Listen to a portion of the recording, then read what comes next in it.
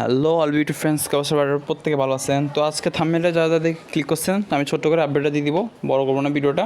সেটা হচ্ছে তো অনেকে বলতেছে যে বিপিএন ব্যবহার করলে নাকি ফেসবুক অ্যাকাউন্ট ডিলিট হয়ে যেতে পারে। হ্যাঁ, এটা পারে। তো এখন কী করলে আপনার অ্যাকাউন্টটা ডিলিট হবে না, কী করলে ডিলিট হয়ে যায় আমি আপনাকে একটু বুঝিয়ে দিই, আপনি বুঝার চেষ্টা করেন।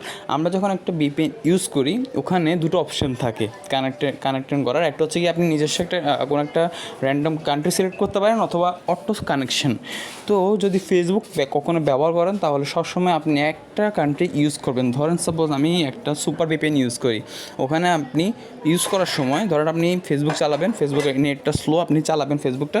তো আপনি ওখানে গিয়ে কী করবেন, আপনি ওখানে ক্যানাডাটা, মানে আমি আপনাকে এক্সাম্পল বুঝাচ্ছি, ক্যানাডাটা সিলেক্ট করবেন। তো সেকেন্ডবারও যদি আপনি ফেসবুক চালাতে আসেন তাহলে ওই ক্যানাডাই সিলেক্ট করবেন, ঠিক আছে। আপনি যদি এখানে যদি অটো কানেকশন দিয়ে রাখেন তাহলে সকালে আপনি দেখালো যে আপনার সিঙ্গাপুর, বিকালে আপনার দেখা হলো তো আপনি ইন্ডিয়া, আর রাতকে দেখা হলো আপনি হচ্ছে কি চায়না। তো এইভাবে যদি দেখা তাহলে ফেসবুক একটা কনফিউশনে চলে আসে যে আসলে কি অ্যাকাউন্টটা কি হ্যাক হয়েছে কি না। তো তারা কী করে আপনার অ্যাকাউন্টটার রিচটা ডাউন করে দেয়, অথবা ফ্রিজ করে দিতে পারে, অ্যাকাউন্টটা ডিলিটও করে দিতে পারে, ঠিক আছে।